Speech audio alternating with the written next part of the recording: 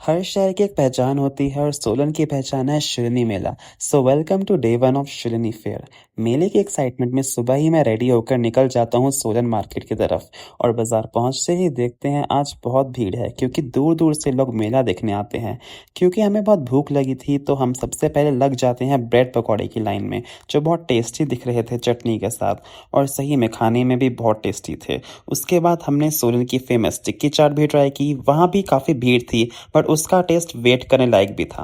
इसके बाद हम सोलन मॉल रोड की तरफ निकल जाते हैं। वहाँ ओरियो बिस्किट्स का क्रेज देखने लायक था। इतनी भीड़ थी कि पैकेट लेने के लिए हमें भी भीड़ में घुसना पड़ा।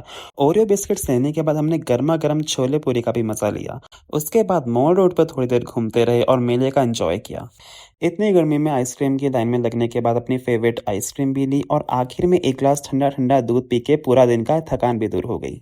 अब बारी थी सबसे इंटरेस्टिंग पार्ट, झांकियों की। ढोल बज रहा था, शिवजी का तांडव चल रहा था और माता काली के अलग अलग रूप ने पूरा माहौल बना दिया। झांकियां देखने के बाद चाट पापड़ी की लाइन में लग गए और थोड़ी देर वेट करने के बाद हमने उसका भी इंजॉय किया। और आखिर में बारी आई मेले की सबसे फेमस चीज की, कड़ी चावल। इतनी भीड़ के बाद भी एक प्लेट मिल ही गई और सच में उसका टेस्ट नेक्स्ट लेवल था। पूरे दिन की मस्ती और भीड़ भाड़ के बाद वो आखिरकार पल आ ही गया जिसका सबको बेसब्री से इंतजार था, माँ शुल्नी की पालकी का। डोली के दर्शन होते ही पूरा माहौल जय माता दी के जयकारों से गूंज उठा।